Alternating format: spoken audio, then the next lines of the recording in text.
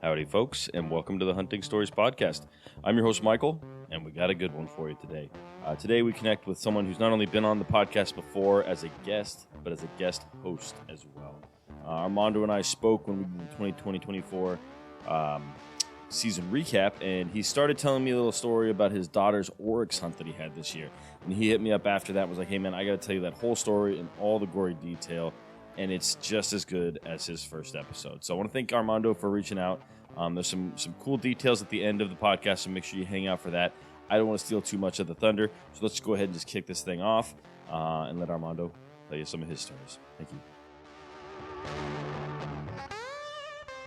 All right, Armando, welcome to the Hunting Stories Podcast, brother. How are you? Hey, man, I'm so happy to be back. Thank you. Yeah, man. So this is technically the third time you've been on my podcast, but this is the second time as a guest, which puts you as number one in our hearts. So thank you for being here, man. I'll take it. I don't think we need to introduce you. But why don't we go ahead and why don't you introduce yourself for maybe some of the new listeners that haven't caught up on episode 6, I think you were. Yeah, it was early, dude. I think I was sub tens for sure. And this episode's gonna be, I want to say like 80, maybe good for you, 79, man. something Good like for that. you. So. Very cool. Well, my name is Armando Martinez. I'm one of the owners of the Bow Hitch, Simply Savage Solutions, and was fortunate enough to, come across the podcast, meet Michael, get invited to get on, and share a couple of stories early on of some earlier hunts that were pretty epic. We had a great conversation, and this story that I'm going to share with you guys today was extremely special because it was a hunt that took place over 3 different trips. A very difficult hunt that in New Mexico you're allotted an entire month to hunt because it is so hard of a hunt. And it's with my daughter. My son went out on the first one. He had a little scare, so I mean this one gets even a little emotional, man. It's Man, it was a tough one, but we got it done. I'm really excited to hear every detail of the story because you've given me the Cliff Notes version previously. It was before we recorded my elk season recap. But I want to say to the listeners, please check out Armando's first episode because you tell a couple stories that are some of my favorite stories I've heard on the podcast. Your axis deer hunt in Hawaii, man, when you go back to the airport, like, I'm not going to ruin it for anybody, but like, I think about that all the time. And then your mule deer story where you get run over by a truck. Like, oh yeah. You're like, damn it, I can't believe I told it. Yeah. No, your first episode, I don't want to ruin it for anyone who hasn't heard it already, is one of my personal favorites. So I have no doubt that you've told me multiple times the story we're about to hear is your number one. And you've already told me so many great stories that I can't wait to hear this one, brother. Yeah, this one's epic. And I think especially if you're a dad or a parent of any kind, even a grandpa, whatever, this one will resonate just because I think it's going to touch a lot of buttons, and a lot of you have probably been there in one shape or form or another with a lot of what's about to go down. There we go, man. There we go. Cool. Well, you know what? Let's not waste any time, Armando. Why don't we just set the stage for us? I know it's at this point everyone knows it's with your kids, but what are you hunting? Let's dive right into it, man. So the hunt that we are on right now takes place in June in New Mexico. It's an off-range oryx hunt.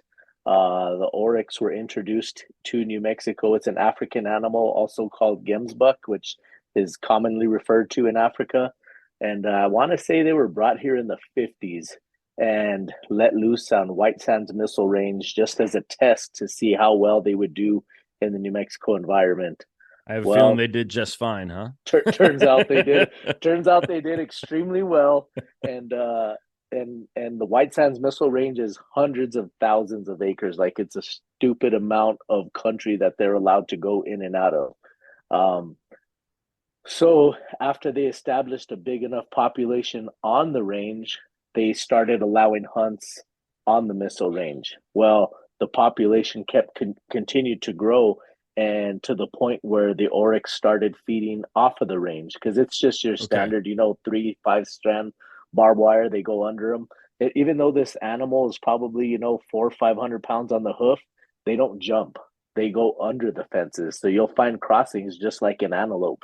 So they're No way. I got a crazy actually a antelope barbed wire fence yeah, story that I'll tell you later. But actually a species of antelope, just a giant, beautiful antelope. So that's a little history on them. So the tag that my daughter drew was an off-range tag, and because these animals are like, and it's frustrating to say this and to be told this when you're trying to hunt them, and when you're trying to say, "Hey, man, you've killed a couple. Where are you going? Like, you want to get some spots and you want to be able to give some spots, but it's just they are where they are. yeah, They could be all over someplace. You hunt them where they're at is the phrase. And so the border of the White Sands Missile Range is hundreds and hundreds of miles. So for you to pick a spot and go into it, you're throwing a dart at off of the moon, and it lands where it yeah. lands, and you may come across them and you may not. Dart So at a haystack, aiming for a needle, right? exactly. So we're starting this hunt on June 1st. It's myself, my daughter who has the tag, my son. My daughter's 13 years old. My son, 10 years old, and then my uncle James is with me. He's my hunting partner. That's with me 99% of the time. And Cool. so we Quick, take off. quick Go ahead. questions for you. Sure. June, New Mexico. It's getting pretty spicy. It's pretty warm, or is it It's still pretty pretty cool? warm. No. It's pretty hot. Yeah. Okay. It's Okay. I don't remember the exact temperatures, but it's hot enough to where you're like, this sucks, and the air conditioner's on and your windows are up. Gotcha. These tags are definitely difficult to come by. I want to say she probably had like a 10% chance of drawing it as a youth hunter. Oh Um, wow. and even to make it sound more difficult is they only are off. April and May are the only 2 months you don't hunt the off-range oryx. Oh, so And they're hunted year round. But she yes, just she just drew the yes, June tag. exactly. And they breed year Okay. round. And most people don't Wow. want to hunt those summer months, June, July, August, because it's freaking hot and there's rattlesnakes out there. So Yeah. that was her best opportunity at drawing this tag at 11%. So that's why I put her in for it. I put her in for the hunt that was on the missile range, because there's a freaking 100 to 1 amount of animals, as opposed to off the range. But that's like a 2% draw. And so she didn't draw that. So on this, she drew her second choice for Okay. New Mexico. It's either any weapon tag. Um, Typically, people will only hunt with a rifle because your shots are typically going to be, some long antelope type shots. Do they hang out in the So same kind of terrain as like pronghorn antelope? Even though very pronghorn much, antelope are not actually antelope, but do they hang out in that kind very of terrain? much, Okay. exactly like that. So for the people They listening, that means flat. Like not flat, much flat, cover. yes, flat, wide open country. There's a lot of creosote and some rolling hills, but a lot of creosote bushes, and just your high desert vegetation. Some of it's scrub Yeah. oak. It's just we have a lot of different New Mexico's.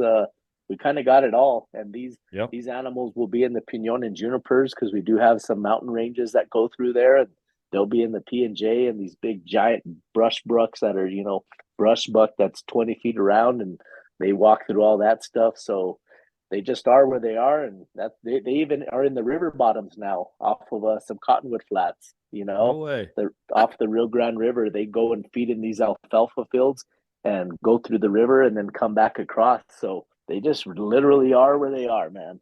Thriving. That's cool. Yeah, they're doing well, and they're a beautiful animal and one of the best game meats, the best game meat in my opinion for any species you could kill in New Mexico, and Oh, it's a really? Huh. very coveted meat here in New Mexico. So you would say better than elk? Absolutely, yeah, Oh, and I love elk. wow. Yeah, Okay. Yeah. I know you've had Axis deer before, and I know Axis is typically number one for like Axis and elk Axis is are number one probably for a still number lot of one. people. Oh, Yeah. okay. Axis Okay. is probably number one. Oryx would be number two. Uh, I like antelope also, but I would say elk is just easier because they're so big. Yeah. You don't have to work as hard to process. To get the cuts you want, like out of a small antelope. So I do like elk, and then I don't know, antelope's good, man. So Yeah. it's a toss up, elk, antelope, and then deer would probably be towards the bottom of the list as far as my taste. I was explaining this. I'm so glad you said that because I was deer hunting this last weekend, and my buddy who shot a couple whitetails, and that's really all he hunts is whitetail. And I was like, I hope those other guys get something. And he's like, well, don't you want something? I was like, yeah, I've got a freezer full of elk, and with that, I'll skip on a whitetail. Yeah, I'll be okay. Yeah, and then I fine. stack ranked my meat. I was like, let's go out there with axis and turkey and aoudad and elk and whitetail and mule deer. I put whitetail at the bottom. So that's just me. Yeah, That's my personal preference. So I'm glad yeah, to hear you said the same thing because I know he listens and he'll remember the conversation. So yeah, yeah. No, it's fantastic meat. They're really exciting to hunt. They run really really weird. Something that if you guys ever come out west or come to New Mexico to hunt these, and they just run like they were already shot. Like they just like the huh, ugliest run on the planet. Um, quick so or are they not quick? no, not well. I mean, they cover ground like any other animal, but they're not like an antelope. An antelope will blow the doors off of these. It looks Okay. like a thick elk running. Like is really what it looks like. Okay. Like a 8 beers deep elk running. Yeah. Like they're just like a I don't know, dude. Like a It's a really unathletic elk. just a very four left feeted elk. Yeah. Okay. Um, Okay. but Okay. they're gray in color. They have a black stripe going through them, not like a zebra, but just some coloration, a little bit of black on them, and then kind of a white face. We call it the clown face. So when you're glassing, if they're looking at you, you just kind of pick up this clown face, and then the males and the females both have horns, single or two horns coming up, just like an antelope. But instead of them having any prongs or any cutters coming off of them, they're just spears that come straight up and swoop back just ever so slightly. Um, How can you tell the and difference between a male and a female? Say you're glassing. so both of them grow horns. The females typically get a couple inches longer.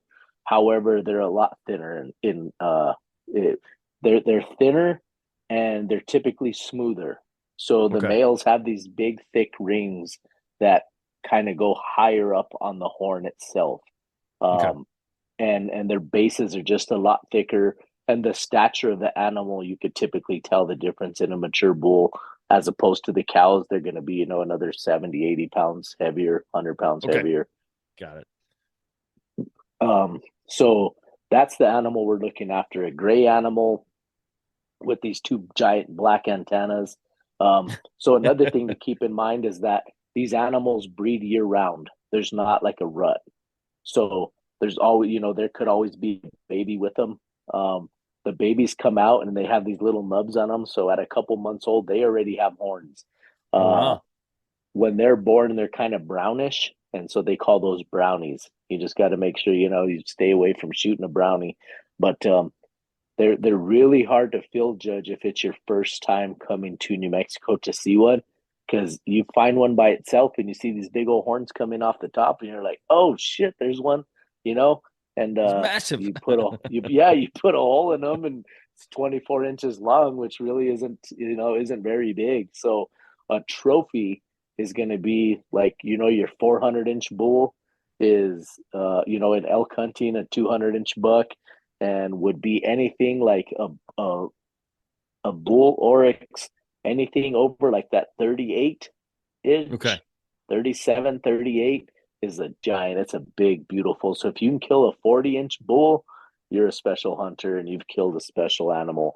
They're out there and they kill them. They're just like those big 400-inch bulls, but it's tough to do. The females are a little more common to hit the 40-inch range. But they're, like I said, they're a little bit thinner, longer, long and thin. But Okay. just a beautiful, one of the most beautiful animals there is.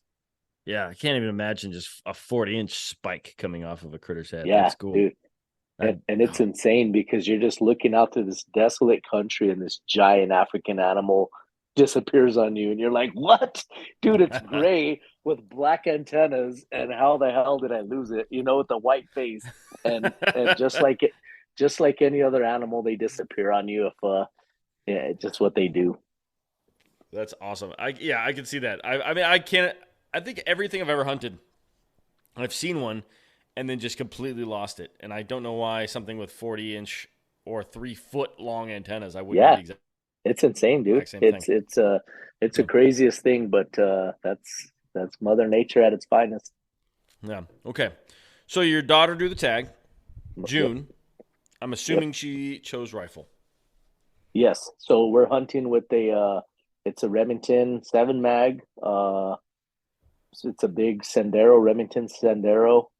It's got a suppressor on it. It's got some trigger work done. It's was built by a good friend of mine. His business is Whiskey Mountain Dynamics. So shout out to him. He just does fantastic work. And he anyway, he's the man. He put the gun together and it just shoots lights out. She's killed several animals with it. And it's so heavy. And this tripod that I have a really nice big Faisal tripod with the really right stuff clamp head. And so with the combination of the weight of the gun and the heavy tripod that she shoots off of, there's like no recoil. So she could shoot it all day long without ever flinching, ever thinking that cool. it kicks. Yeah. I'm not much of a gun guy, so like I've never thought about reducing recoil by just adding weight. So that's cool. It's a huge help. Yeah. Okay. Huge help. Makes sense. I understand. Yeah. As soon as you said it, I was like, when you think about it, yeah. Yeah.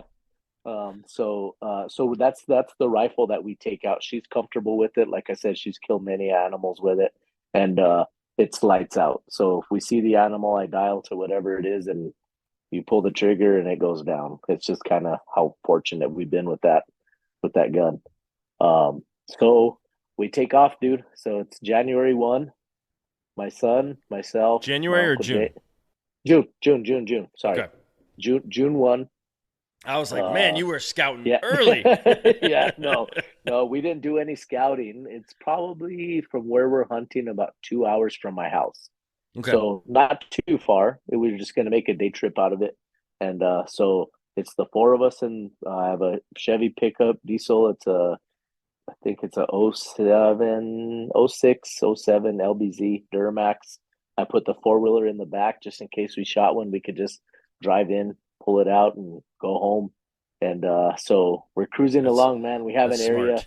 Yeah, we're cruising along. We have an area we wanna hunt and just be at first light, and don't quite make it to that spot first thing in the morning. So as you guys are following along with me, we're driving south. Sun is coming up, on our left, and we're getting a beautiful sunrise coming over the prairie. It's miles and miles and miles and miles and miles of prairie, and then a mountain range that the sun has to come over. And when it peaks over, it's just like this amazing orange and red that's just coming up over. So we have an amazing sunrise. Those antelope sunrises and sunsets are the best. That's what it is. That's what we're looking at as we're coming in. So and the storms in that country are the scariest. Oh yeah. Shit changes quick. Yeah. Things escalated quickly. Yeah, that kind of happens a lot over here. Yeah. So we're driving in and just not seeing anything. We're a little bit late from where we wanted to be at our first place. Not seeing anything, and so we're trying spot one. We get up on a high point, we get out, my uncle glasses one way, I glass the other. We switch spots, and we cover each other's tracks. The kids are over there, playing and doing whatever it is they're doing to keep themselves busy. I think Layla was asleep for the first couple of hours, a young teenage kid, 13 years old. She's passed out. My son is a trooper. he never sleeps, so he's up with us, but he's 10. He's 10, so he's just kind of doing his own thing. But he has the best eyes, like phenomenal eyes. I have good eyes. I'm proud of if it's out there, I'm pretty sure I'm gonna find it. But he has just natural he can spot anything. He's really, really good. But That's he cool. doesn't That's so want. cool. Yeah, yeah. My He hasn't gotten my into hunting. well, it's not for everyone, Yeah. but my No. hunting Yeah. buddy has eyes maybe like your son, where he Yeah. can spot anything. I don't even say I'm good, but I also have to throw this out there because I make fun of my hunting buddy on this podcast often, and he's like, "What do you guys say something good about me?" And I'm like, "All right." So I think I've said this once before, Let's throw him a but bone. we're throwing him a bone. But and you've met him. I don't know if you remember meeting him or not, but he can spot anything. And it's amazing. We're working on him explaining what he's seeing to me so I can find it. Oh, He's like, that's that hard. tree. And I'm Yeah. like, we're looking at 15,000 trees, bro. Like, Yeah. so we've got room. So I can't give him it for free, right? It's going to cost him a little to Yeah. get a Yeah. compliment. Yeah. But his eyes are, I've never met anyone that can spot more than my hunting buddy. And if your son's that way, you'll have a lot of fun in the future years if you can get him into hunting. Yeah. Yeah. Well, the good thing is he likes going, and Oh, he doesn't yeah. mind. Yeah, he doesn't mind finding the animals for us. He's just, but has no interest in being on the trigger yet. But he likes going. He likes doing the whole deal. So we Good we for love you. having him there. Yeah. So it's cool. So yeah. So we're trucking along, dude, spot to spot to spot to spot, and nothing. And I know that I'm going to hit this one road that gets super sandy. And a buddy of mine had told me about it. He goes, "You're going to hit this road. You're going to hit this fence. You're going to follow the fence east. And as you drive in about a mile or so, it starts to get sandy. And when you start to feel it get sandy, you probably should stop right there. Once you get the kind of the feeling, just stop because it only gets worse." And so because I was in my pickup this time, I was like, "Well, we're not going to push it." So I drive down the fence. It's not too bad. It gets a little bit sandy, and I freaking spot an oryx, dude, all by itself. So I'm like, all right, baby, it's game on. And Now, same are you thing, guys going into this hunt? Sorry to interrupt, Armando, go but ahead. Sure, are sure. you going in thinking, hey, if we find one, it's going down, or are you like actually Yes. looking for a monster or No, just it's kind of meat? hard unless you have a ton of time to trophy hunt for off range. You're not being very picky. Okay, You see something, as long as it's not a very immature animal, more than likely you're going to shoot it. And to each his own. Some people will go, and if you've killed a bunch of them, maybe you're waiting for a giant and you okay, can definitely kill them. But, you know, keep in mind, I'm, with two kids and, yeah. a Don't day push your trip. luck. So I'm not getting too crazy, for this one day trip. And, we're driving down this road. It's getting sandy. We find the oryx, tell everybody, all right, let's do this. And my son is on the iPad, and so he's zoned out. So I'm like, Moises, do you want to go with us, dude? Roblox We're and gonna we're gonna walk up over this ledge, and we should see the oryx right here. And but we could be gone for a while, so if you want to stay, you can stay, but you got to stay here. So he's like, and he looks up and he looks around. And he goes, I'm good. So said, all right, okay, all right. you got it, you got it. So he stays there. So I'm like, all right, buddy, stay here. Everybody's excited. Layla jumps out of the truck. My uncle jumps out. I got my backpack on. I got my rifle. I make sure we got the shells. Like everything's, getting ready to go kill something. I got my tripod. Like it's go time. So I get on the good foot, dude. I start walking, start glassing, and he's kind of feeding away from us. When I first found him, he was like, I want to say like probably close to a mile away. Okay. So I'm just working, working, working, and my girl's good, dude. When I go, she's on my heels, and Yeah. she knows the game. She'll just stay right behind me and do wherever I go. She knows where to be, which is really really cool. So we're working. It's me and her. Then my uncle's right behind her, make sure she's doing all right, and we get closer and closer. Finally, cut off to 1,200 yards. So I'm like, all right, that's good, but I'm pretty sure we can get closer. Let's get closer. We start going, we keep going. This whole time we're working away from the truck. Keep going, keep going. And he freaking dips it. I get to 800 yards. And I was like, we could shoot him, but let's get closer. Let me Is ask a the couple quick topo questions. Yeah, sure. Just because when I know they are a type of antelope, do they are they known for their ability to smell, their sight, Um, or what are you their particularly sight worried is about? incredible. Sight, Okay, sight. so Yeah, just like sight, pronghorn, just like pronghorn. as you're sneaking up, you're not doing it in line of sight. You're just dropping down, coming up. Right. Okay, So the topography we're going through is sand hills, with a decent amount of brush for cover. okay, So he's never looking at us when we're moving, and a lot of the times he's behind brush or behind a little roller of a hill. okay, got So it. there's these little rolling hills, and then there's a draw that goes from east to west, and we're walking south. So he eventually feeds into that draw that goes east or west and disappears from me. So I'm like, okay, baby, it's go time. We're going to get to this point. We're going to sit in this tree. He'll pop up. We'll shoot him. Well, we were hauling ass. We get to the spot. We stop. We wait. And I'm like, okay, just glass up.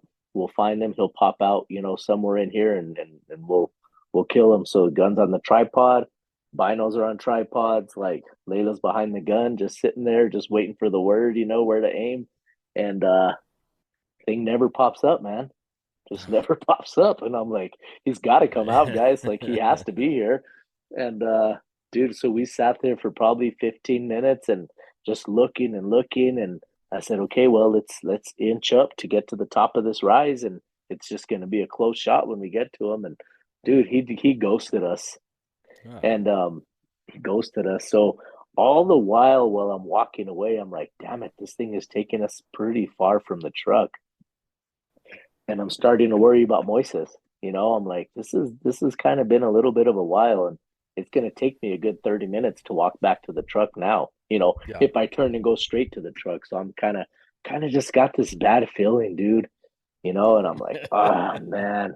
So then I call the phone, and he had my daughter's or the iPad. I forget what he had, the phone or something like that, and no answer. So I'm like, maybe he's all right because if he's zoned in, he doesn't answer the phone. So I'm like, well, maybe, but I just had this just nasty feeling. So I was like, James, you stay with Layla. You guys can glass. I'm gonna haul ass back to the truck. Um, oh shoot, I left out a part, guys. So let me tell you this. So as we get out, it's sandy, right? We're on the truck. It's super sandy. I'm telling you, we're rushing. We're getting everything ready. Moises says he wants to stay. The whole time while I'm doing that and preparing everything, my uncle unloads a four-wheeler. We drive the four-wheeler down the fence line to get through the sand. Leave Okay. the four-wheeler about a quarter mile from the truck, and then we get out and start to beat feet. And so that's a pretty important part there.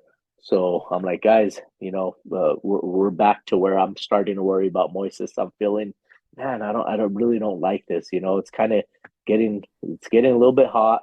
He's been at the truck for probably 40 minutes by himself right now, and it's not really his cup of tea anyway. But I don't know. You do get the feeling when something is going on, dude. So I'm Yeah, I'm that gut starting to feeling. get, yeah, I'm starting to get worried. So I turn around, dude, and I just start going back to the four wheeler as fast as I can. And I get to the four wheeler, and the four wheeler's parked in the fence in a bush. So I'm like, oh shit, Moises came over here because it wasn't parked like that when we left it. And I see his tracks. So I see his tracks walking away from the four wheeler. So I'm like, Towards well, at least towards the he's truck. walking back towards the truck. Oh, okay, Yeah, okay. he's Phew. walking back towards the truck. But, you know, he's, like where I said, we're already a quarter mile away.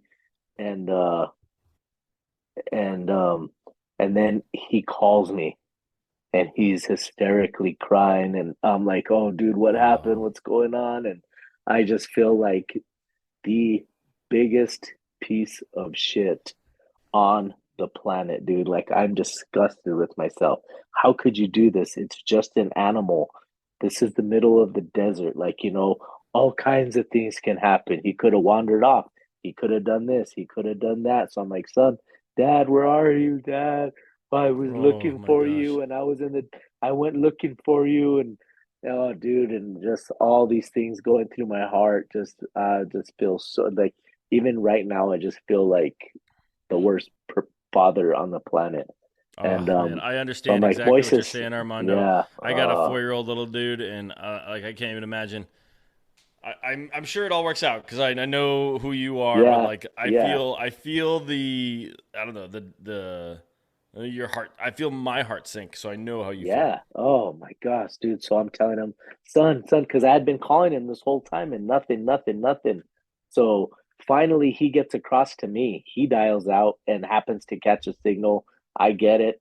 And it was just like, Moises, I'm on my way. Dad, where are you? You know, he's crying. I'm sorry, son. I'm sorry. I'm on my way. I'm coming as fast as I can. And, so I get to the truck and on the four-wheeler and I'm hauling ass as fast as I can.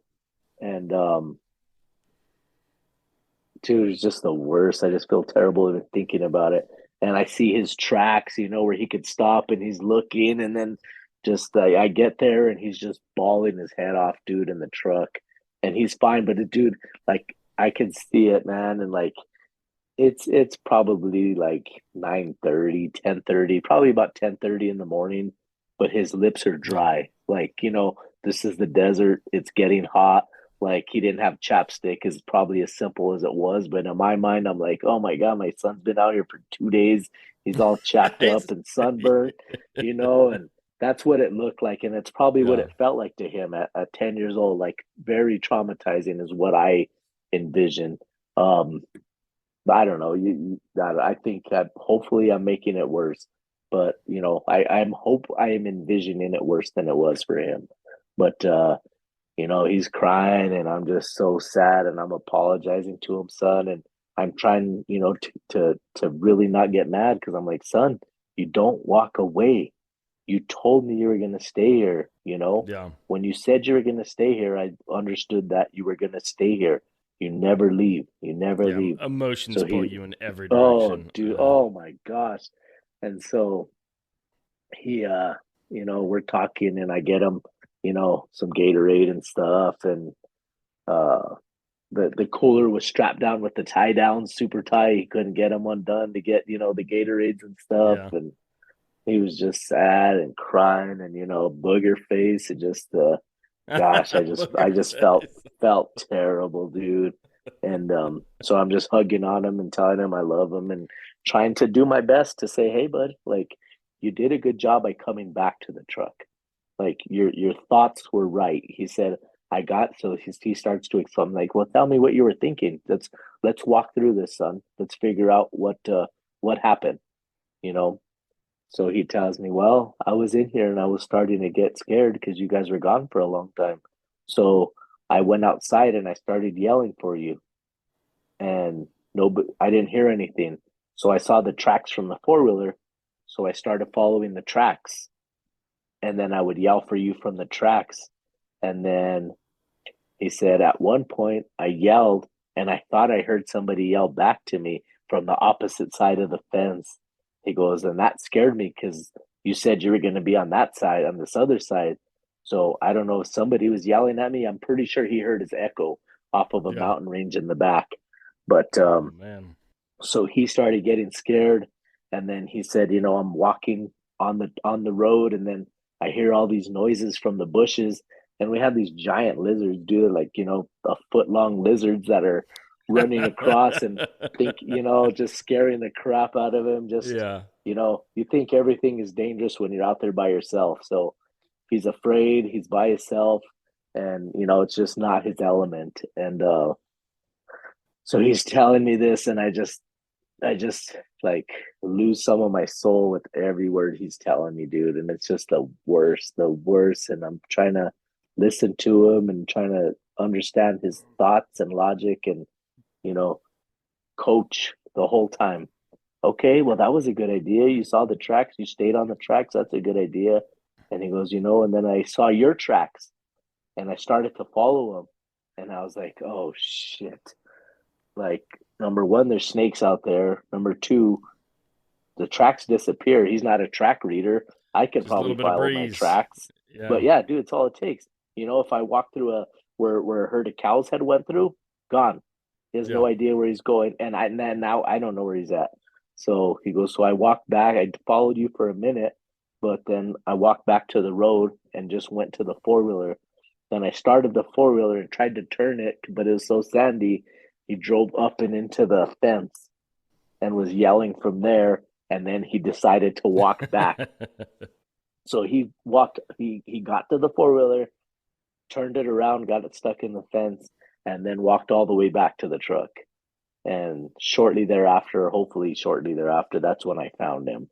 But we Wow. talked about it, and you know, he jumped on with me, and we took the four wheeler back to go get my uncle and my daughter. And oh, bro! So needless to Man. say, the rest of the day was just absolute misery. Just thinking of what could have happened, and if there was Yeah. this or that, or oh, even now, dude, like, how many of us have such a simple, you know, and is it a mistake? I don't know if it was a mistake because he should have not moved.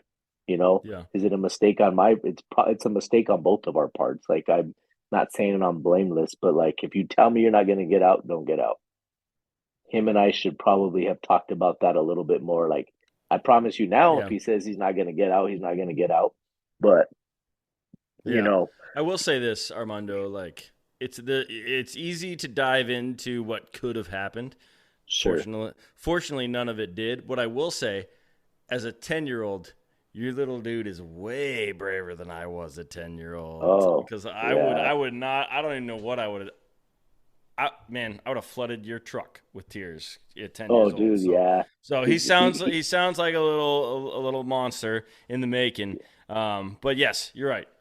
You're yeah. gonna dig yourself a hole just thinking about all the things that could have happened. Either way, he's smart enough to go back to the truck, and he's smart enough to follow the tracks. And he did, minus leaving the truck.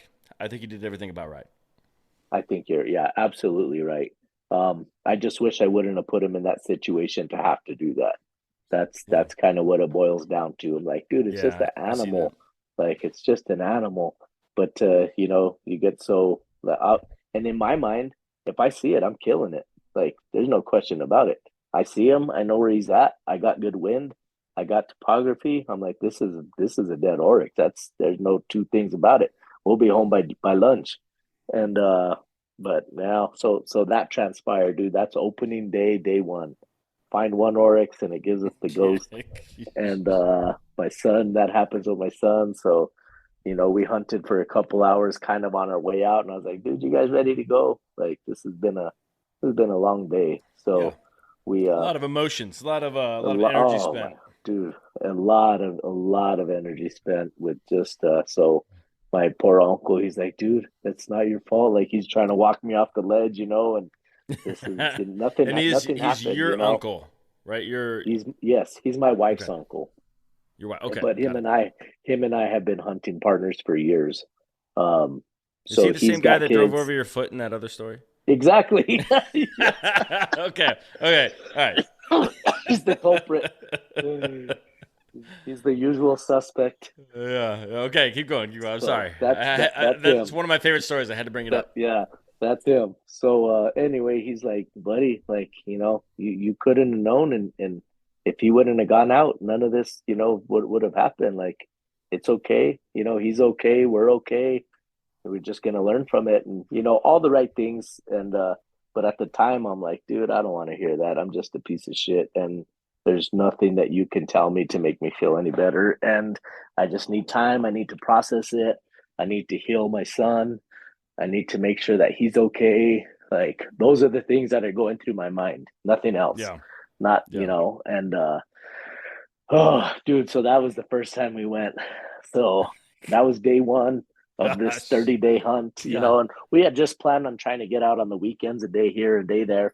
And so that was day one, dude. I come home, got to tell my wife about our experience and talk about feeling like more of a piece of shit. Like, tell your wife what you just put your son through, you I know. know? I can just see her like hitting you in the chest. Like, how could you leave him? Yes. Yeah. I understand where you were coming from, and I understand what you just went into. Yeah. Oh, dude. So it was brutal. But him and I talked a lot about it, and tried to make sense of everything.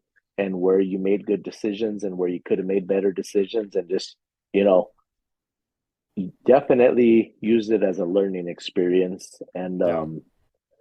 something that I'm sure we won't have to deal with again. Uh, but yeah, a learning experience nonetheless. That was, Yeah. like we always say in our family is, from the guy who built my gun, Mark. He would always say it's all part of the adventure, bro, and that's what we chalked it up to. Yeah.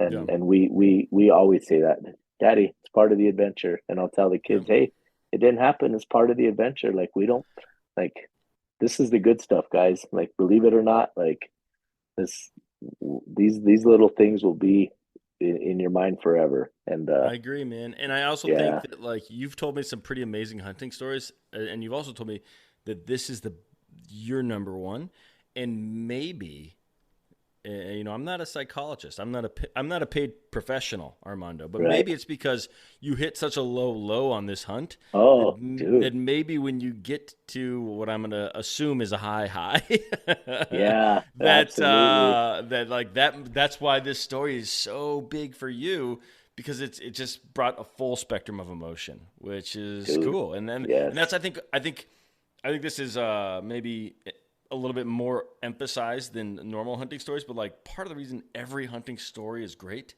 is because it sucks a little bit. And so like Oh yeah. you found some extra suck.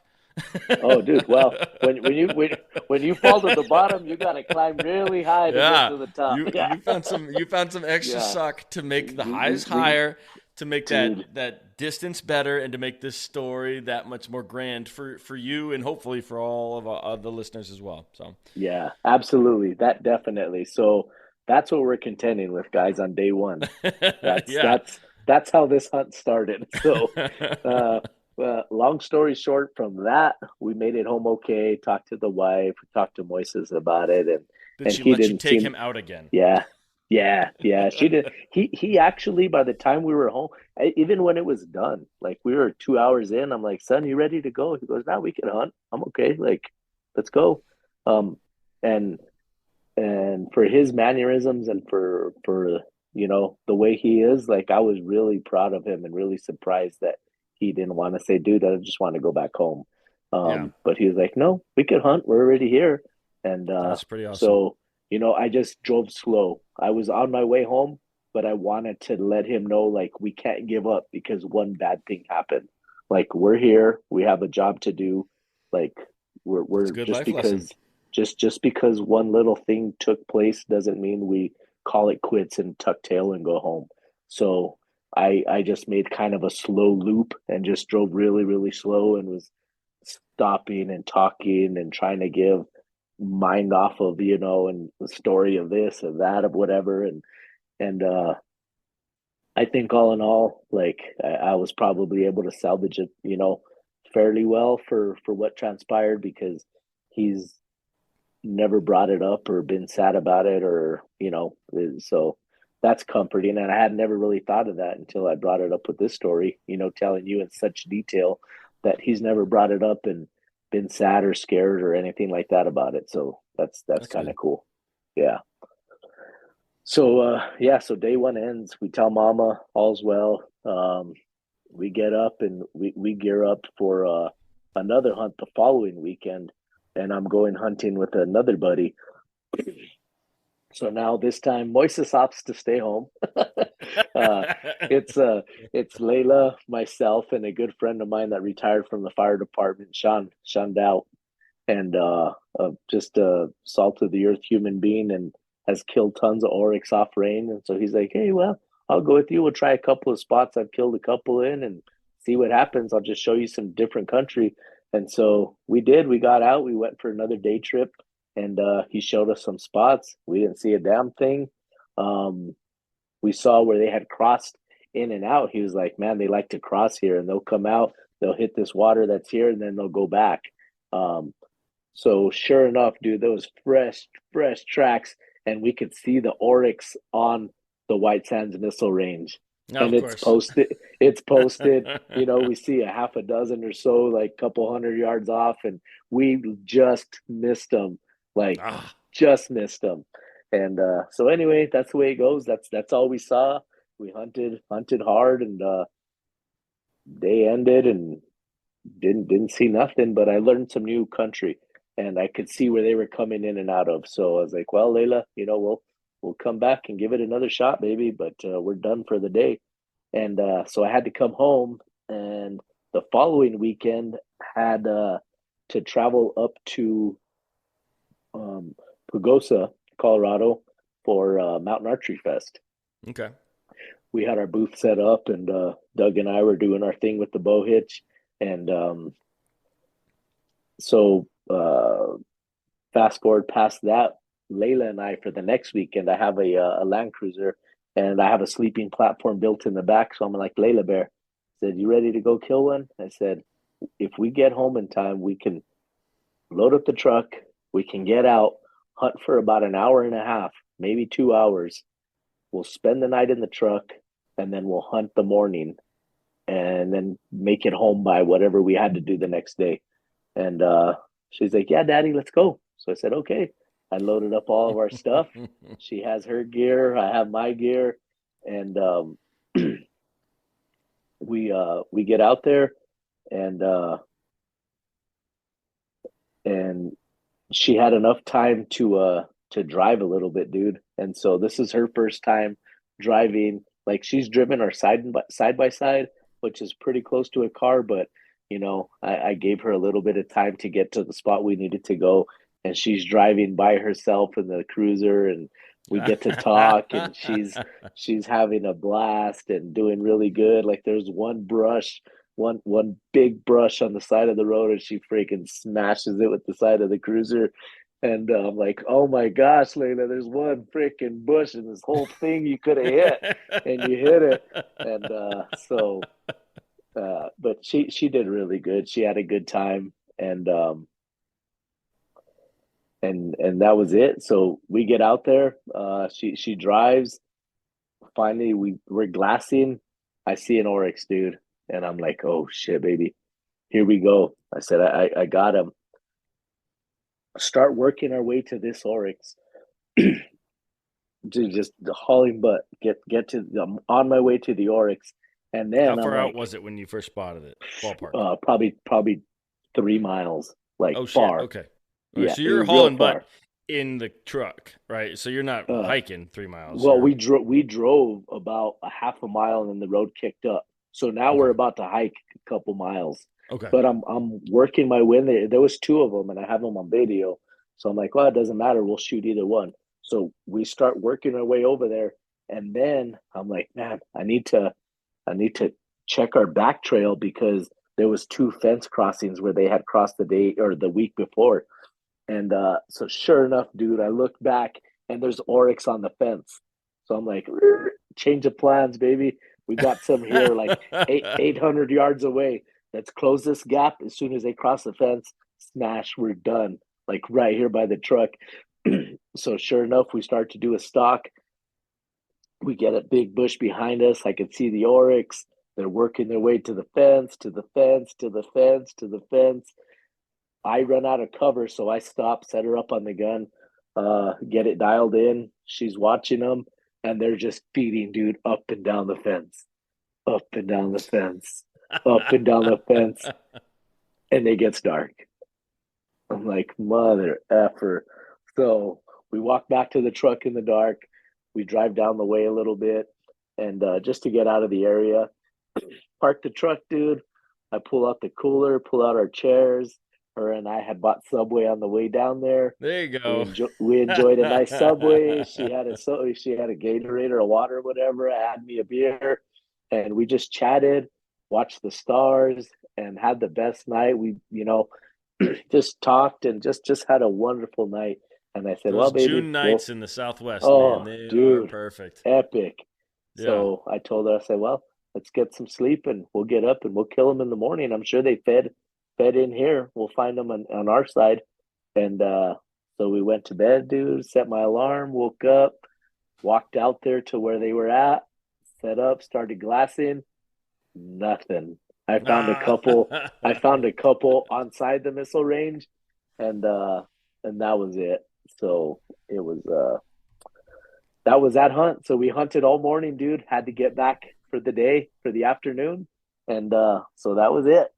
How far is Um, this spot or this missile range from where you live, roughly? Just we're about how long? 2 hours. Okay, so it's a good drive. 2 hours. It's a good, yeah. I mean, yeah. So, so we end that day with nothing, dude. We get back to town, and that's a wrap. I kind of leave everything in the truck because I know we're gonna try to go back out the next weekend. So we do our thing for the week. Next weekend, I'm like, okay, baby, we have another chance to make an evening of it. We're gonna have another 2 hour hunt in the evening, and but what we're gonna do is we're gonna go to the spot where we found the oryx real far away, and I'm gonna glass that area first. I'm gonna see if they come out in that kind of thick stuff. And okay, daddy, whatever. Like it makes no difference to her. Okay, daddy. So I said, we're going to have to get up. I'm going to walk on the point and glass. And then wherever we have to go from there, we'll go. We'll just leave the truck there and sleep in the truck again.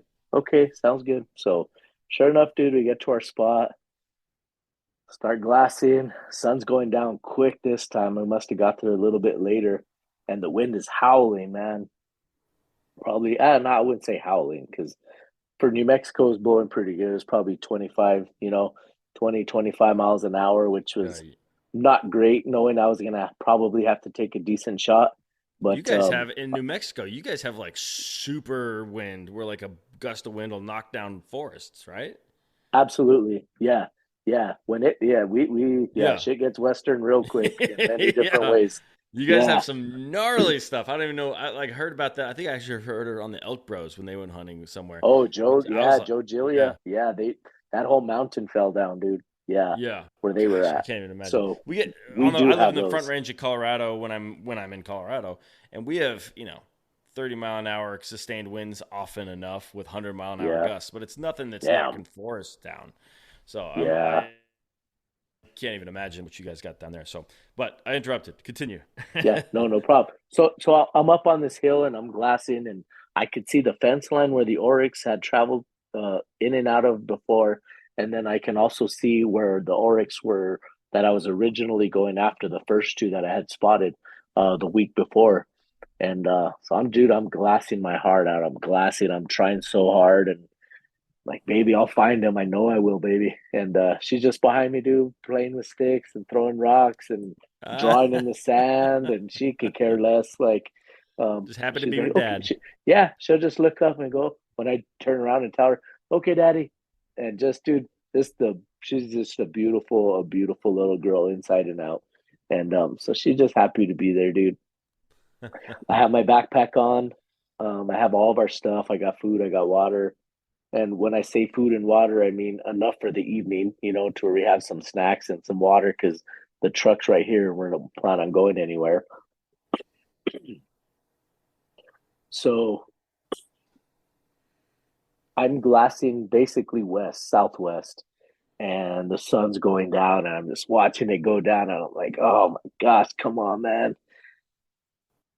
Pick up my tripod, pivot, get to a new high spot, start glassing south, freaking find one, dude. Like, baby, I got one. She goes, really? I said, yeah, I got one. I said, okay. I turn around and I look down at her with my finger and I said, Layla, he's far, baby. He's like 2 miles away. We have probably like 40 minutes, something like that. Like, if you want to kill him, we could probably get on him, but we got to go and we're going to work hard. She goes, let's go kill him. Let's go. So I said, Hell okay, yeah. dude. Hell yeah, Yeah. man. I throw my rifle on the solution, dude. That dude, sling. I get the big tripod, and we're hauling ass, and we're hauling ass, and we keep going, and we're still hauling ass, and we keep going. But I had a really good landmark behind me. There was a small mountain range that came up behind me, so I had a peak that I was marking, and just made a beeline. The sand, it was pretty sandy, so that got kind of tough to get through, moving at a quick, brisk pace. But as we start getting pretty close to where I think he's at, a freaking group of cows is in there, and they're starting to look at me pretty funny and make all Yeah, kinds of moo noise. And I'm cows. like, moo cows, yes, Yeah. sir. And so I'm like, damn it. So I was like, well, we're running out of time. Like, if they blow him out, maybe we'll see him and we'll get a shot. But I think he's still a little further away. So, dude, just by the grace of God, they veered off to the right instead of going away from us. And they got Yeah. out of the way and they didn't blow anything out. Uh, They just kind of moved out of our way and chilled out, dude. And I said, okay, Layla, we're doing good, baby. Let's go. And so we kept going and going, dude. And as I'm getting close, I see this area where I'm like, Layla, he's got to be right here, and I'm doing the whole whisper and I'm like, baby. And I stop and I get the gun on the tripod and I lock it in. We start creeping up and I'm like, Layla, he's right here. He has to be right here. Be ready. So I'm holding the gun because the freaking thing's like, 10 pounds, and then with the yeah. tripod, probably 12 pounds. And so it's actually hard to pick up and move. And then I have her carrying my binocular tripod. And so she's running and setting it up and then running behind the gun. And so it was a little circus there for a minute, but I'm like, baby, he's got to be right here. Dude, I creep up and over this hill 70 yards away, just standing there broadside 70. And I'm like, oh shit. And then he turns and he sees me and he kind of startles and I startle and trying to get her on the gun without, making too much commotion. And he kind of takes just a few steps off and gets behind this bush. And so I get her on the gun and he blows out. He's like, okay, something weird is happening. Oh. And but Did he he heard you runs when you said "oh he shit"? Or did like, or what no, do you he think? had seen me first. He saw Oh, okay, us okay. when we came over the hill. It was visual. He saw me because we had really good wind. The wind was in our face the whole time. The sun was off to our right, was already going down, and so we had everything working really good for us. And he was just feeding. He just caught our movement as we came up over and crested, and he was just literally right there, dude. I could have shot him Yeah. with my bow, and so anyway, he feeds or he kind of boogers a little bit over this one hill, and then behind him was so there's a little hill that he was on. He runs up and over it, but behind that, I could see I had a pretty good hillside. So I said, "Oh, we'll smoke his ass when he comes out of here." So I got her on the gun. I said, "Layla, he's gonna pop out over here, baby. Just be ready." So I have the gun. It's dialed. It's set at 200 yards. Oryx runs out, dude. Stops at 220. Layla went, stops at 220. I said, Layla, get on him. When you're on him, smash, dude. Wax him. So I'm like, oh, freaking great job. So he runs a little bit. I'm on him 100%. Rack another bullet. He stops and beds. And I have it all on video, dude. It's freaking awesome. She Oh puts man. she puts another one in him. Bug smoke dog, dude. Just dead right there. Just two great shots she put on him. And he piled up right there. Sun's down, dude. This is getting dark now. So Yeah. I'm like, well, he's dead. Let's work our way over there. So we get to him, and as we get to him, it's literally dark. And so we take a couple of pictures and we make a couple of phone calls, and it was cool. I had to walk up and away from where the oryx was to make the phone calls because he died in like a little depression on that hillside. And battery's going low on my phone. This is all gonna, Oh. yeah. So battery's low on my phone. We're a good 2 miles away from the truck. It's me and Layla with some snacks and some waters to hold us over from, for a hike. And we have this giant dead oryx here. So I walk up, we make a couple phone calls, and one of my buddies, the guy that was with us the week before, who had told us, "Hey, try this area," Shano. He lives from where we were hunting about 3 hours away. So I call him, and he's like, "Oh man, right on, good for you." And he knows this area intimately. And so I tell him where I'm at. He's like, "Oh, great, right on, dude." He said, "You want some help?" And I said, "Well, I ain't gonna say no, Shano, but you're a long way away, dude." He goes, "I'll be in my truck in 20 minutes on the way." He goes, "I'm gonna get my neighbor up and we're gonna go help." So I said, You'll wake "Okay, him up. you got it," because it was still only like 9 o'clock, like probably close to 9 o'clock, 8:30. Yeah. So he goes, "I'll be there in a little bit." So I'm like, all right, cool. So I know he knows the area. I give him perfect directions. He goes, okay, you're at the gate by the house and you turned in. I said, yep, you'll see my truck. Follow our tracks in there. Just stay on our tracks and you'll be all right. All right, I'll see you in a bit. A couple hours. All right. So me and Layla get to work, dude. We cut this oryx up. We take some pictures, and we have him all quartered and laid out. We got him in game bags. Like he's 100% ready to go. So it's starting to get late, and I'm like, well, Sean should be here pretty soon. Like I should be seeing some headlights, and I could see the highway. And every once in a while, we see these headlights and these headlights and these headlights. And keep in mind that I have her down at the oryx and I'm walking up to the top of this hill to make these phone calls and to see if I'm missing any calls. My battery's going dead. Yeah. Um, yeah. So okay, forgot to mention this. Well, as we're quartering it up, I'm probably I don't know, dude, 20 minutes into quartering them up. Headlamp number one goes down. Oh, Now I'm we're glad you down to said one number head one. number one. So now we're Now, down to head to let me one ask: is that headlamp. because you and your daughter each have one, or did you have a backup as well? Well, Or was your I had backup one. on your daughter?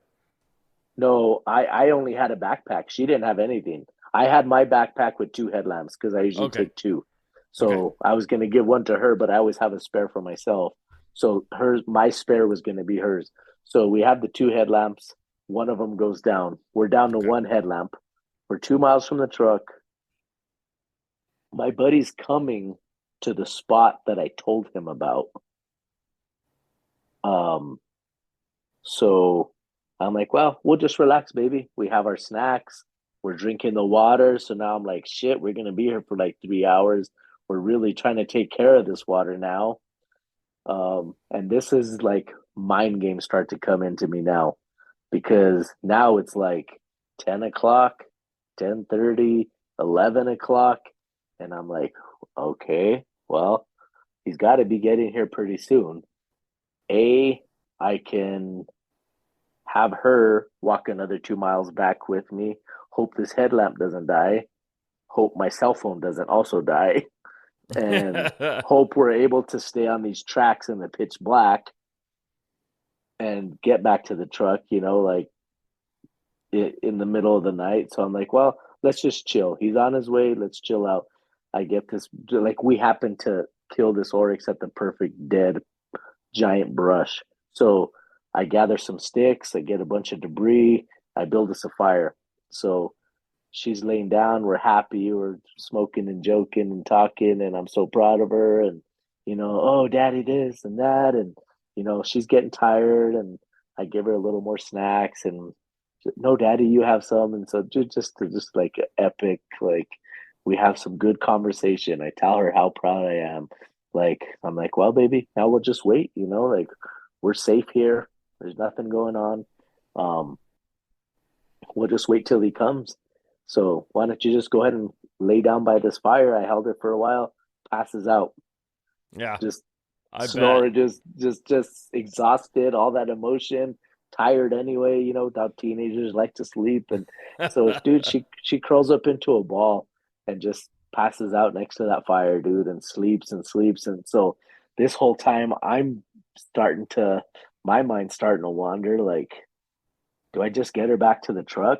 Like, it's warm. It was t-shirt weather. Like, literally, she had a light jacket on, and I think I was in my merino wool shirt, and that was it. Like, it was Yeah. perfect. Like, the wind stopped.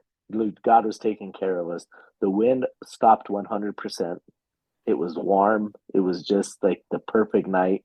So I built her a little fire. She was just curled up by the fire. Um, and I'm sitting there thinking, I'm like, okay, do I just make a go for it? Like I could come back and get this meat in the morning and that'll be okay. Should I, like it was just I was fighting that fight with myself quite a bit. So I'm like, well, if I walk over there and Sean comes from this other road for whatever reason, then he's not gonna find us because I'm not in the spot where I marked on Onyx to tell him to come. Yeah. And my phone is dying. I said, okay, then if my phone dies, like all these things are just going through my mind. Like I need to not I need to not move because Sean knows where I'm at. I need to move because she's probably tired and gonna get hungry and it might cool off a little bit more. I knew it wouldn't cool off too much more, but like, just to get her back. Um and so gosh, dude, I'm just playing these games in my mind, with myself. And I go up to the top of the hill and I just wait to see if my phone gets any random voicemails of where he's at. And dude, it's 12 o'clock. It's 12:30. Finally, Shano calls me. I'm on the top, or I get a hold of him, and what one of the two. But we get a hold of each other, and he's like, "Man, where are you?" And I'm like, "Dude," I'm like, "I could have swore I just saw your headlights. Are you in this area?" He goes, "Yeah, I am." I said, "Well, you know, I'm on that road, dude. That's where I was at." He goes, "Well, shit, I came in on a different road because I went to that road and I didn't see your tracks, so I thought you might have been mistaken." And I was like, "No, they're there, but it's rocky at the beginning, and of course everything looks different at night." I said, "Yeah, dude, we got Yeah. through the rocky portion. You can't see my tracks, but we're just past that." So he came up through another way, so I could see his headlamps. So I'm like, "Oh, freaking cool, dude. Cool, cool, cool." Like they're coming, but it just seems like they're taking forever and forever and forever. So I go up to the top of the hill and I shoot my gun. Well, my freaking gun is suppressed. I didn't think about that. So he sees me. I get to the top of the hill. I'm trying to conserve my headlight, so I don't want to just keep. So I flash him with the headlight when I see him, and they finally start working directly towards me. And so, dude, they come up to me, and he had we were fine. Layla was still asleep. It's just my brain going a million miles an hour. Like my poor Yeah. baby's here, and after the first trip that we Let him already had, go. I'm like, dude, you are the worst dad on the planet. And so, um, luckily, Sean he had stopped at the cruiser, uh, and brought my daughter's backpack. He had asked me, when we saw the headlights. I said, "Okay, on your way in, stop at the truck, get the other backpack," and because she wanted to, she was adamant. I want to help carry. So I said, do me a favor, bring her backpack with her and a couple of waters, and we'll be fine. And so finally they got to us, and he's like, "You ought to take that suppressor off if you're going to shoot in the air so I can hear you." He goes, "I could just hear a couple of psh, psh." When I heard the second one, I knew for sure it was you because I knew you were shooting that gun. But yeah, just something simple to think about for the listeners. Like That's funny. it hadn't crossed my mind. I shot and it was I don't know. So that did Loud happen. enough for you, but not for anyone else. Loud enough for me. Like she slept through it. She was still asleep at the fire. So when they got there, they were like, "Where's Layla?" I'm like, "She's right there." And they're like, "Oh shit."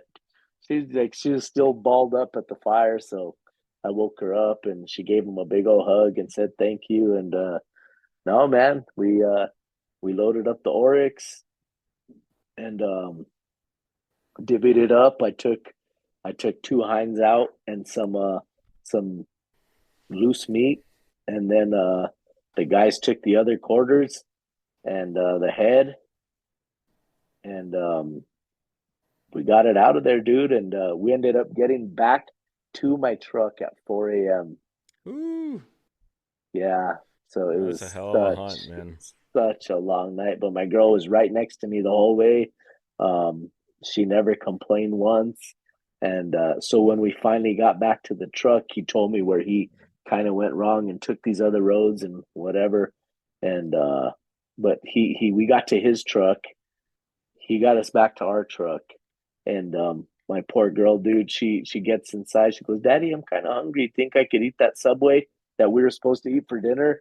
And dude, she 4 in the she morning. smoked she smoked a foot long at 4 a.m. She was exhausted and hungry and just didn't complain one bit, dude. So Good for while her. while I was unloading and putting everything in my truck and moving everything over, she was enjoying her Subway. And he was like, "Well, let's get home." And so we just drove home from there, dude. I got home at 6 in the morning, and we had an oryx in the back of the truck, and it was uh it was freaking epic, dude. But That, like that's an awesome the story. things, yeah, the things I remember the most, like, are sitting there looking at the stars, 2 trips before, when we were just gonna sleep in the truck, just chatting with her there. Um, and then the night that we killed it, I got to talk to her, and just ask her questions, and I had her really cool. I just gave her my phone and I said, "Layla, I'm not going to post this anywhere, but just tell me what you're thinking and what your emotions are, and kind of capture whatever's going through your mind. This is just for you and for me. Yeah. We don't need to put this anywhere." But man, she did a really good job with the with well, other than doing this with the phone and moving it, like, and dude, and I Shaking get it. vertigo so quick, so I could only listen to it. I can't watch it. So it was hilarious, because when I got it and I actually watched it, I was like, "What the hell are you doing, dude?" Like, I couldn't even use this if I wanted to, because she's moving all over the place, and it made me literally car sick to watch it. That's too But funny. it was hilarious, dude. But we had some really good conversation, and we're holding hands, and just she was with me the whole way, dude, and right on my heels. Every time I look back, it was since her first ever antelope hunt at 8 years old, right on my heels. I would turn around, she'd just give me that big smile, and, "You okay, baby?" "Yeah, daddy." Yeah, "Okay, Daddy. let's go." That's "Yeah, so daddy." sweet. That Oh my gosh. it makes my heart warm, man. I've got 2 kids, and they're not old enough to hunt with me yet, but like, I can't wait. I can't wait. I can't Oh wait to have my these kind of gosh. stories for myself.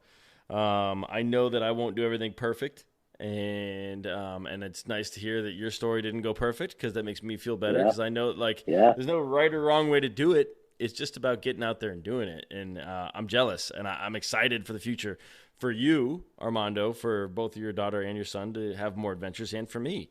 I'm excited to get out there with Yeah. my kids, man. I think that's what it's all about. Is I've said it on the podcast before. I know I'm never going to be a very good hunter, Yeah. but I'm going to do my damnedest, if my kids are into it, to make them some very good hunters. And I'm excited to have some stories, or share some stories of their adventures. Yeah, man. You know what I've learned over it is just it's like we say, it's all part of the adventure. Like, Yeah. the animals sometimes are there, sometimes they're not. Like, if I really need to go kill something, it kind of takes the fun out of it. Like, when you got clients and stuff, it kind of takes a spark out of it. And I realized for myself that I do put a lot of pressure on myself, just because I've Yeah. been fortunate to be very successful. Um, that people kind of just expect it, including myself, for my kids. Like, we're going Yeah. to go kill something. Like, we're not going hiking, we're going to kill something. So I put that added pressure, I know I do, on myself. And it's like, dude, let's just go, whatever. It's just hard for me to, good catch. It's just hard for me to Thanks.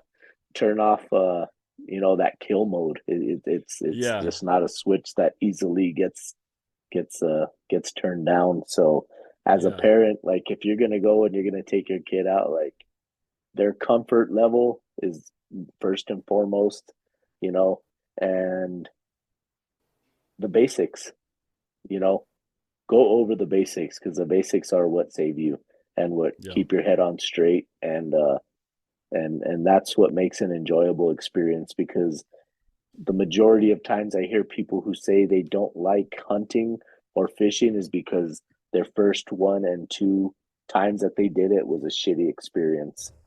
They weren't Yeah. prepared. They weren't told what it was going to be like. They had no idea, really. So if you go and you make it a fun experience that's comfortable for them, um, I think you'll be really setting yourself up for many a years of hunting with your kiddos, dude. I think so, man. I also loved how um, it's like not even a big part of the story, but it's something that you mentioned multiple times. It's like every night that you had with just either your son or just your daughter, or just out there, and you're like, we just talked. Like, and just having Dude, those conversations uh, where there's no, I mean, I know that your son had a tablet early on, but like you're just having conversations with your daughter. You're laying down in the back of the truck. You're just getting to know who this little person's becoming, and I think that's pretty yeah, awesome. Because it's man, epic. they change Yeah, so much every year. It's dude. cool. Oh, yeah, absolutely. Yeah, and he they're both not allowed to be on them all the time. But there's a time and a place like, dude, this is a shitty stretch. Everybody's tired. Just log on for a little bit so you can Yep. relax. And when it's time to focus, we can focus. But they're both pretty good about that. So Yeah. I mean, but it's a but at necessary night, evil, right? yeah, it is. Nowadays, unfortunately, it is. But it everything that's managed right is fine. So it was 100%. cool. My wife and actually my entire family, we took a road trip from Colorado to I'm trying to blank on the national park, but it's basically the Canadian border in Montana. What is it? Glacier to Glacier, Oh and wow. like we did it with a 1 year old and a 3 year old. And you know what? That 3 year old got some tablet time on the Oh yeah. drive. Oh But yeah. when we got to camp, he couldn't have been happier. We had brought his bike. He's running around in nature. There's deer Yeah. walking by. Like it's a necessary evil. It is. And dude, honestly, it doesn't hurt them. Like I would remember my parents being like, "Oh, look at that pretty bird." I'm like, "Oh my gosh, stop pointing out birds, dude. Leave me alone." You know. And it's funny now. Now we do the same thing. I'm like, "Bro, look at that eagle is just gorgeous," and they're like, eye roll, severe Shut eye up, roll, Dad. like, Yeah. "Shut up." But Yeah. yeah, it's a necessary evil. But yeah, you manage it. It's cool. They don't get it all the Yeah. time, but there's definitely a time and a place when it comes in handy. That's awesome, man. Well, Armando, that was an Yeah, amazing story. I understand why it trumps your other stories because it's doesn't involve you being as dumb. yeah, yeah, Because yep, your other yep, ones, yeah, those are my personal favorites, are people being dumb yeah. hunting stories, and so I love that's maybe why I love them so much. But here's my thing: is I think that you're just on the cusp of having a bunch of stories that just keep trumping each other. I think you're going to keep going out with your kids. You know, you may have a couple of years off, really, when it comes down to it. But I think your kids are going to be out there, and every time they put something down, and every adventure you have with them is just going to be a better story than the year before. Oh, dude, yeah. I cherish every one of them, but I thought that one was really cool just because it didn't start off the way, you typically think of them starting off, dude, but it's something that can happen really quick that all of us need to really think about. And, hopefully you guys can learn from my lesson and just have that conversation with your kid before, it comes into play. Like, hey, if you ever get lost, just stop. Don't move. Yeah. We'll find the last place you were, but if you leave, I have no idea where you went. So just it's a very basic principle that saved a lot of people's lives. So For sure. it's a little bit dramatic, but at the same time, it's a fact. Yep. Yep. Absolutely, man. So Well, yeah, man, no, that's 100% true. And your little guy he was smart enough to go back to where he started. yeah, Definitely a good lesson. But Armando, you have any other stories for us? If not, I get it. We've been on. That was a good one, and it was a long that was one. yeah, that was a good one. I don't know how long we are, but yeah, I don't. I don't. I don't thanks remember how for long we following talked. along, guys. Yeah, Yeah, I don't remember thanks how for long we talked following before along we on that. hit record. But why don't we tell the people you got a couple cool things coming? I think my favorite thing of the holidays you're about to kick off. So why don't we tell the Yeah, dude. people Oh, about what you got going okay. on and where they can find you?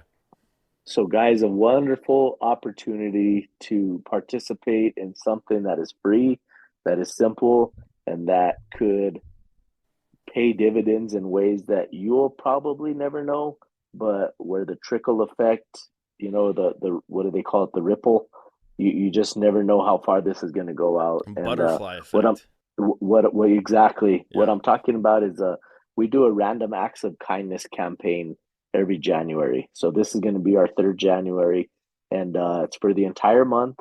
It's free to get into. It started, like I said, 3 years ago. My brother gave me a spotting scope. The business was just getting started, and he told me, "Brother, here, this is, he's not a rich guy by any means. He's got little kids, and he's like, I got this for you." He said, "And I want you to do whatever you want to with it. He goes, you can give it away, you can sell it, you can raffle it, you can get followers with it. I don't care, but I want you to have it. And he gave it to me in November of 2020. And so I was like, damn, dude, thank you. That's cool. I don't know what I'm going to do with it. So I sat on it for a while, and come January, it was around Christmas time when I decided what I really wanted to do with it.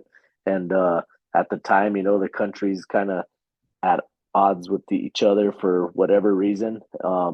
Just End of COVID, everybody's roughly, or yeah, yeah, yeah, kind of in the middle, man.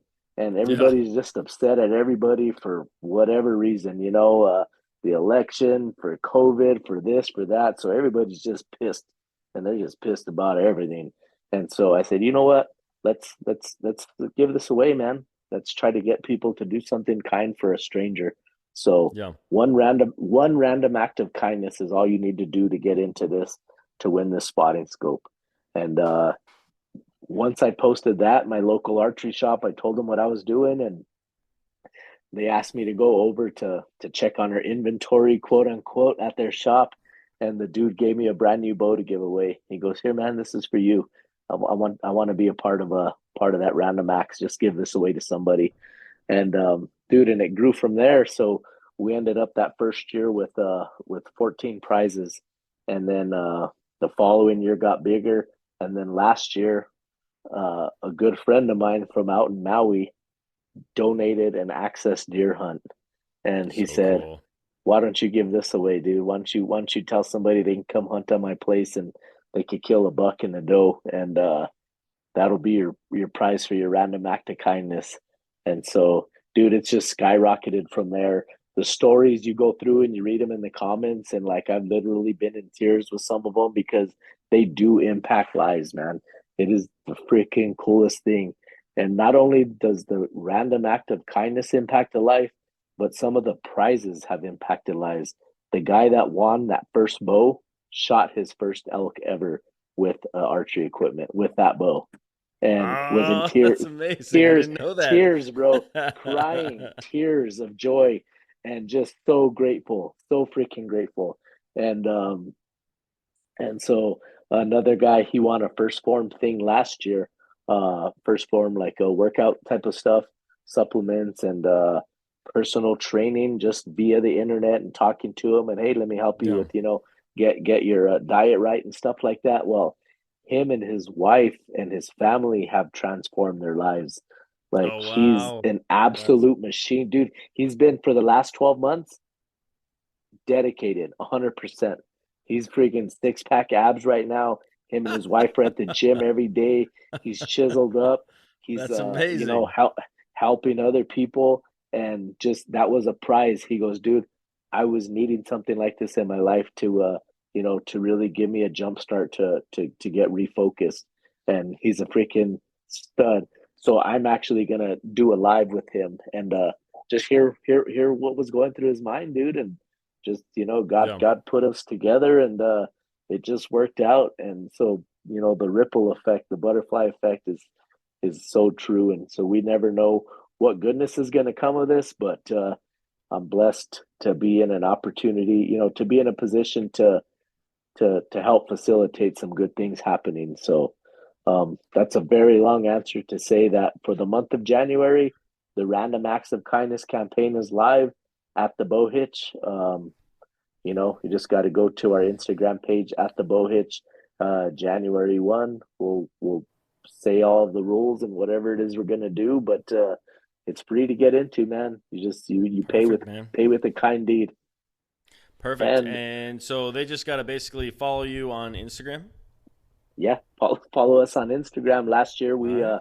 we were able to give a couple of bonus entries for watching like Elk Shapes videos, doing Elk Bros, going to their website. So some of our sponsors, I was really trying to get them some exposure as well. But there's only so much that I could really ask people to do. Yeah. Um, without making it feel gimmicky and that type of deal.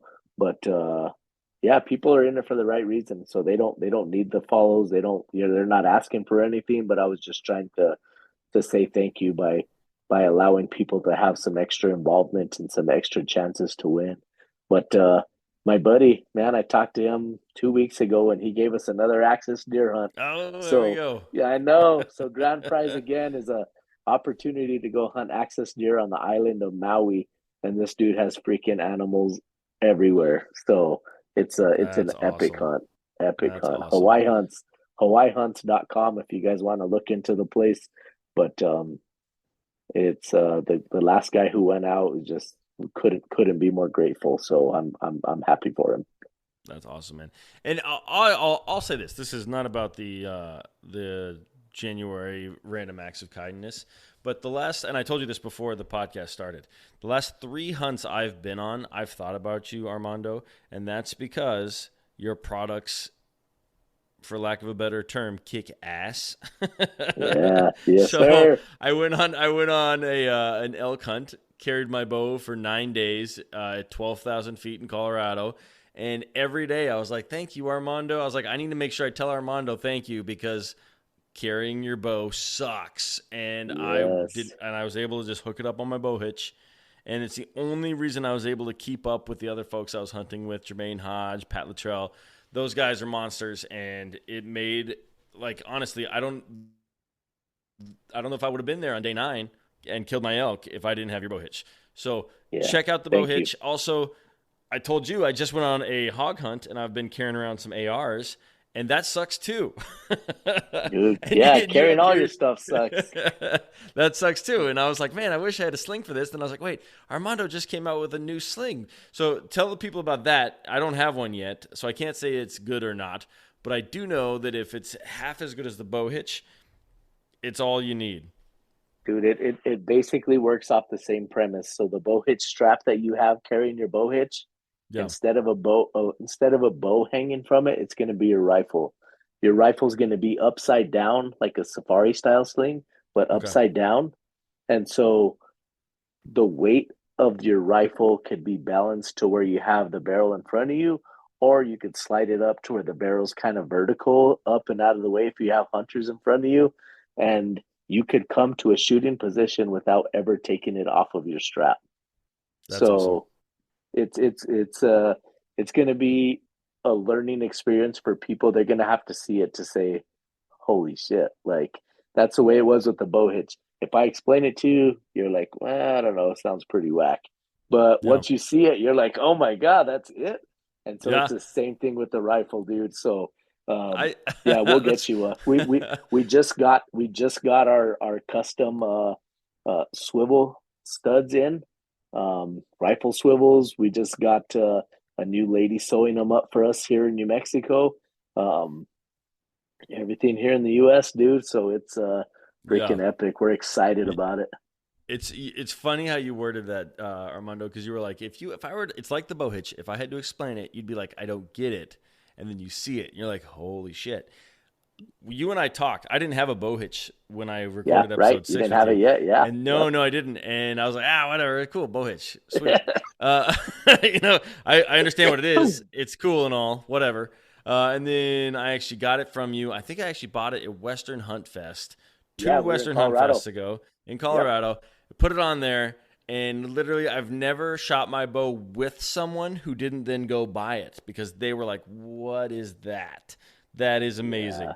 So I don't push any products other than the bow hitch because I'm like, yeah, carrying your bow sucks. So Carrying see, your bow I can sucks. No. guarantee Yeah. if you listen to 80 episodes of my podcast, I have not talked about any product but yours. So if you're Thank listening, you, bro. I guys, appreciate you. get one. Armando's not paying me anything. In fact, I'm not going to let you send me one of your slings. I'll buy it. Man, but thank you, Armando. This was fun. This was a lot of fun. It Yeah. was a great story. I'm going to tell this story just like I'm going to tell the ones from your last episode. Again, guys,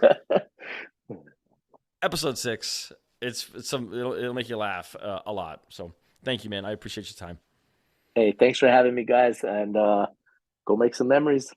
Absolutely, brother. Absolutely. Thank you again.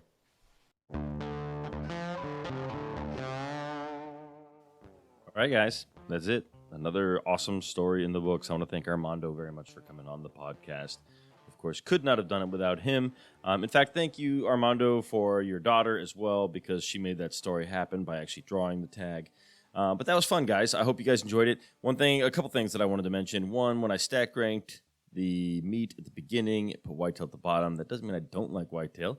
It just means that I have a preference for some other ones. If I didn't have a full freezer of elk, I would love some whitetail meat. Beyond that, guys, the random acts of kindness. Get involved. Even if you don't win anything, it's good for the universe. It's good for your soul. Just go follow the Bow Hitch on Instagram. I'll put a link in the show notes so you can just click on that, take you right there, give them a follow, and that'll be kicking off in January. Beyond that, guys, make sure you follow us. I don't have anything going on, but it would be great to get a couple more followers so you can find out about all the episodes as they come out. And I'm sure something exciting will be happening here soon. Give us a review on whatever you're listening to right now, whether that's Apple Podcasts, Spotify, wherever it might be. And then, guys, get out there and make some stories of your own. I think that's the most important thing. Go out there and hunt, make some stories, reach out to me, and I'd love to hear your stories. Thank you guys again. Now get out there and make some stories of your own. Bye.